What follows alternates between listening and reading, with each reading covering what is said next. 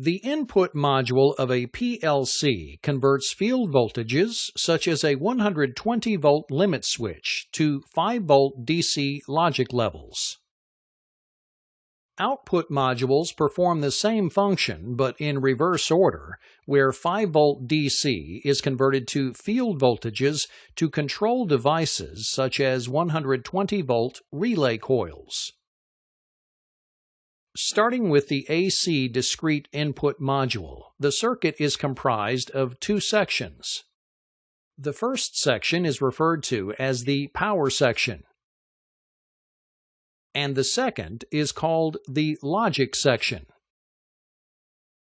Using an optical isolator, electrical isolation is provided between the power section and the logic section. When the 120-volt push button is actuated in the circuit, voltage is applied through a pair of resistors and a capacitor that filters false signals and electrical interference. Continuing through the bridge rectifier, a low-level DC output is applied to the LED of the optical isolator as voltage passes through the Zener diode. When light is received at the phototransistor, the push-button on state is communicated to the processor and the status indicator is illuminated.